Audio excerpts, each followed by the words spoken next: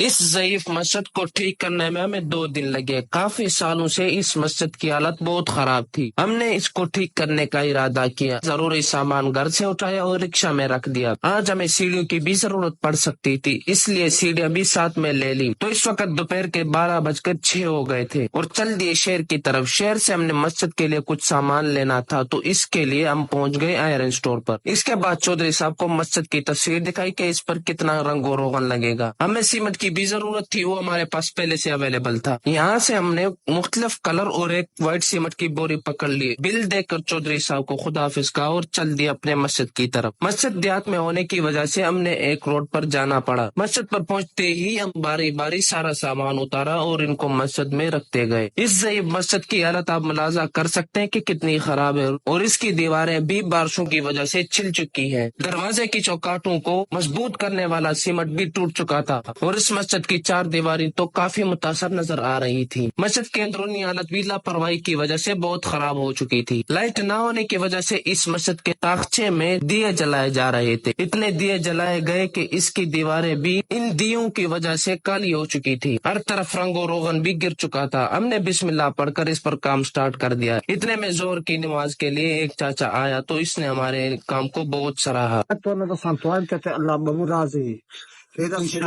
اللہ پاک دے سی بالکل بالکل انشاءاللہ اللہ دے گھر دے تسا خیال کرے سو اللہ تہاڈا خیال کرے سی۔ بے شک بے شک۔ گرتے ہوئے رنگ کو مزید گرایا گیا اور اچھی طرح سے مسجد کی اندرونی صفائی کر دی۔ گنبد کی اندرونی سائڈ پر ہاتھ نہ پہنچنے کی وجہ سے لکڑ کے ساتھ جھاڑو باندھ کر اس کی صفائی کی۔ اتنے میں چاچا جی نے ہمارے لیے ایک بوتل لے آئے۔ ہم نے کہا اس کی کوئی ضرورت نہیں تھی، لیکن انہوں نے کہا کہ مجھے اللہ دل میں بار بار کہہ رہا تھا کہ ان کو بوتل پلا۔ اللہ پاک اس بزرگ کی نیکی دنیا و آخرت میں اچھا صلہ عطا فرمائے۔ بوتل پینے کے بعد ہم نے چاچا جی کا شکریہ ادا کیا اور پھر سے کام میں جڑ گئے۔ باہر کی دیواروں کے ایک سائڈ پر بنے کچھ کھڈوں کو بند کرنے کے لیے ہم نے سفید سیمنٹ کا پیسٹ بنایا اور اس پر لگا لیا۔ کافی کھڈے اس سے بند بھی ہو گئے، اور دوسری سائڈ پر کھڈے کافی اور ساتھ ساتھ ہونے کی وجہ سے ہم نے سیمنٹ کا مسالہ بنایا۔ ریت اور سیمنٹ کو اچھی طرح سے مکس کیا، متاثرہ حصے پر پانی لگایا تاکہ سیمنٹ کی پکڑ اچھی ہو۔ اس کے بعد مسالے کا آغاز کیا، اچھی طرح سے سطح ہموار کیا۔ دروازے کے ساتھ مرمت کا کافی کام تھا، ان کو بھی جلدی مکمل کرنے کی کوشش کی۔ عصر کی نماز کے لیے چاچا جی آئے تو ساتھ میں ہمارے لیے گھر سے زبردست کڑک دودھ پتی چائے بھی لے کے آئے۔ تھکاوٹ کی وجہ سے چائے نہایت ہی دل کو بھا رہی تھی۔ مسجد کو سنگل کوٹ کے لیے ہم نے کلر تیار کرنا شروع کیا، اچھی طرح سے مکس کیا اور دیواروں پر لگانا شروع کیا۔ مسجد کے اندرونی سائڈ پر کافی حد تک سنگل کوٹ کرنے کے بعد ہم نے مسجد کی باہر سائڈ اور گنبد کو سنگل کوٹ کیا۔ سنگل کوٹ کا مطلب کہ اس پر ایک اور کوٹ بھی ہوگا۔ شام کا ٹائم بھی قریب ہونے کو تھا، ہمارا ٹیم ممبر رکشہ لے کے آیا تو آج کے دن ہم نے یہ کچھ کام سر انجام دیا، اور انشاءاللہ پارٹ 2 بھی بہت جلد اپلوڈ کیا جائے گا، اور ہمارے YouTube چینل کو لازمی سبسکرائب کریں۔